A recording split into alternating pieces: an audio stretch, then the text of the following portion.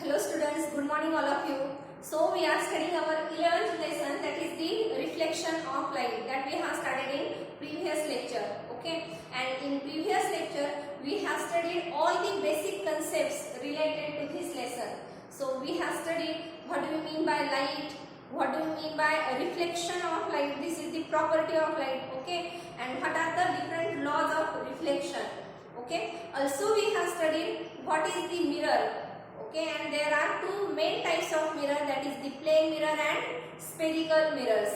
Okay, and now in today's lecture we have to study some interesting concepts related to this plane mirror. So the first concept, suppose if we take two mirrors which are inclined with each other.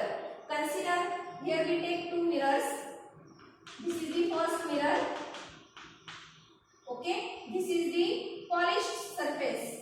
And this is the polished surface and this is the reflecting surface.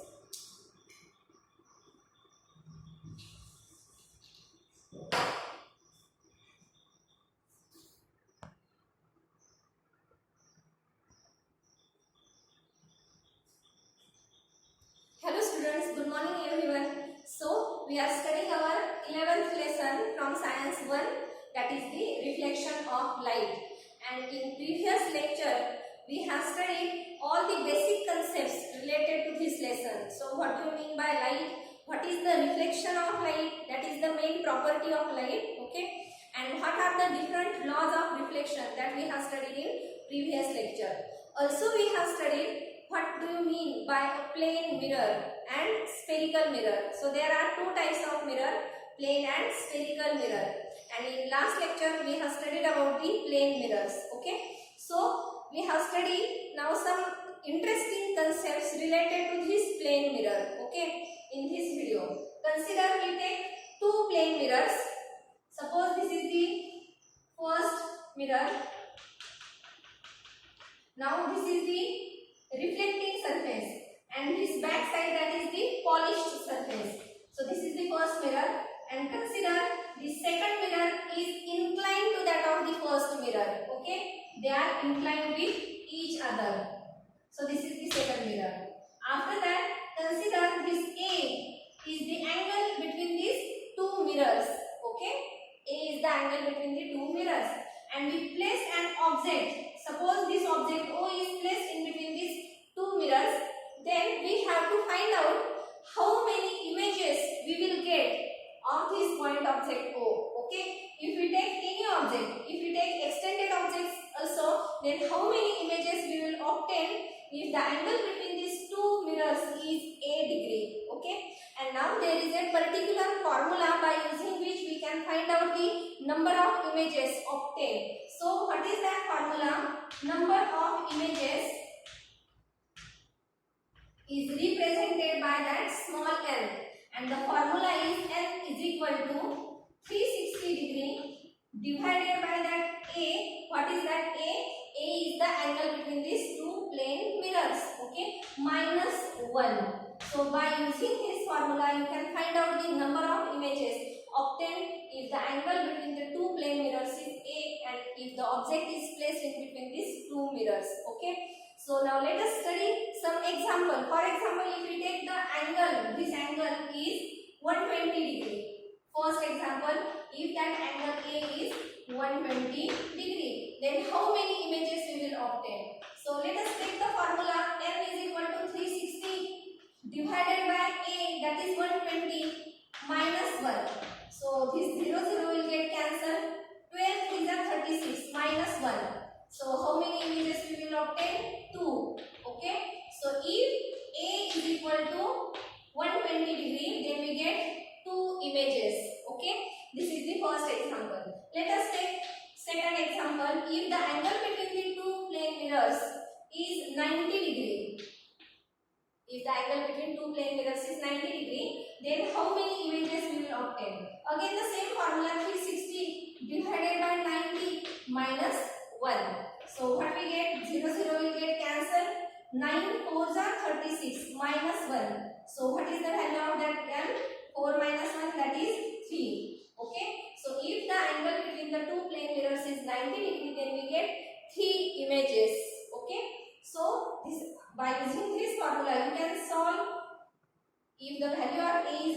then you can find out the number of images. Consider one more example. If the angle between these two plane mirrors is 30 degree, okay, if the angle is 30 degree, then how many images we will obtain? So the formula n is equal to 360 divided by 30 minus 1. So this 0 will get cancelled. 3 1s are 3, 3 2s are 6 minus 1. So what is the value of n? That is 11. Okay. So similarly, you can solve the table that you have given in your textbook. So you have given the angles between the two plane mirrors and you have asked how many images we will obtain. Okay. So you can fill that table. Now after that, we have to study the next topic or next interesting concept related to that of the plane mirror. So let's see what is that concept first. Second concept. So if we have to see full image of a person in a plane mirror, then the height of that plane mirror or the size of that plane mirror should be half of the height of the person. Okay, what is the statement? What is that statement? I again repeat. If we have to see full image of a person in a plane mirror, then the height of that plane mirror should be half of the height of that person. Okay, and we have to prove this statement by using a ray diagram. Okay, for that let us consider, we take the height of a person, that is HF. Consider this is point H and this is point F. So HF, H means that is the head point, top of the head. Okay, this is the head point, top of the head. That point is denoted by H, and this F, that is the foot point, foot of that person. Okay, so HF is the height of that person. What we take here, HF is the height of person. Okay, then after that we take this E. That E point denotes the eyes of that person. Okay, then consider this segment HE and this point R is the midpoint of that segment HE. Okay, middle point. Okay, R is the middle point of this segment HE. After that, this segment EF, this is the segment EF, and this S is the midpoint of that segment EF. Got it? R is the midpoint of HE and S is the midpoint of EF.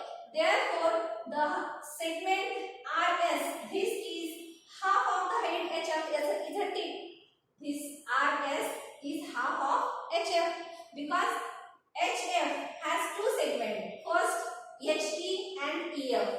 And these are the two midpoints of these two segments. Therefore, this length RS is the half of HF. Okay. So what we have to do? We have to take a plane mirror. We have to place that plane mirror in front of that person, and the height of that plane mirror should be half of the height of the person. Therefore, the height of that plane mirror should be equal to RS. So we take here two perpendicular lines, and now we consider this PQ. What is that PQ? Is the height of that plane mirror. Okay, that PQ is the plane mirror, and the height of that plane mirror should be half of the height of the person. So this distance RS is half of HF. Therefore, we take two perpendicular lines on that plane mirror, and PQ is the height of now that plane mirror. Okay, and consider this plane mirror is at a height of NQ from this floor. Okay, so after that, let us see how to get the images of that person. Okay, so let us draw here a straight line, means that is the screen, and consider a ray of light which is emitting from that point H and reaches at point P. This is the incident ray. Okay, and that ray will be reflected along PE. This ray will be reflected along PE. So this is the reflected ray. These two angles should be equal. R is the midpoint. Therefore, these two angles should be equal, isn't it? And then this reflected ray is supposed to be coming from a point behind the mirror. Consider this point. we get that is the image of that H, that is H dash. Okay, we have studied such image formation in the last lecture also. This reflected ray is supposed to be coming from a single point behind the mirror, and that point is we taken here H dash. So H dash is the image of that point H. Okay, and his RP, that RP will move along the straight line, because as the incident ray, means that ray is incident normally, so it will move along the straight line. So we get this point R dash in this way. Okay.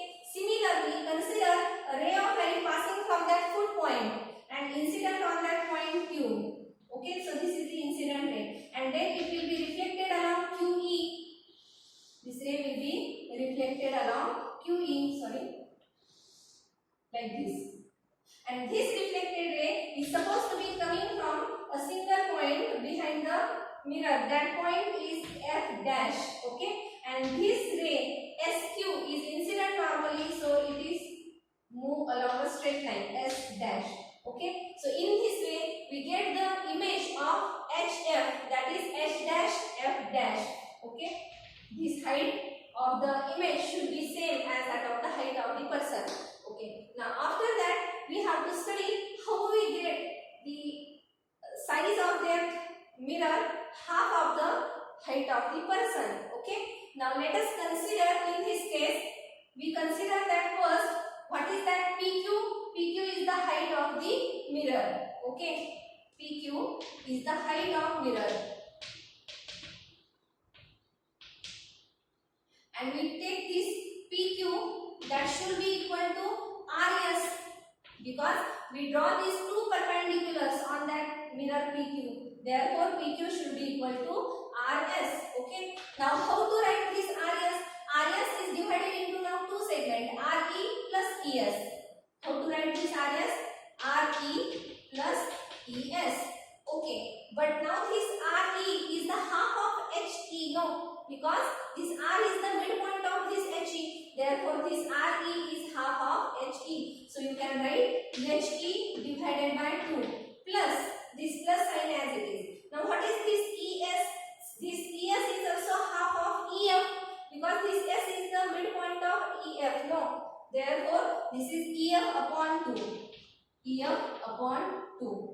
ES, this is half of this EF upon 2. Now as the denominators are equal, so you can add these numerators. So this is HE plus EF upon 2. Now what is HE plus EF? That is HF.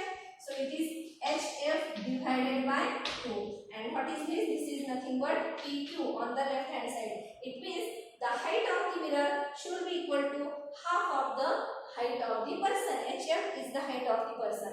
So in this way we can prove this statement. What is the statement? In order to see the full image of a person in a mirror, the height of that mirror should be half of the height of the person. Okay, this is very interesting concepts related to plane mirror. And in the first topic we have studied how to find out the number of images by using, means if the angle between the two plane mirrors that we have given. Okay, so let us stop here. Thank you and have a nice day.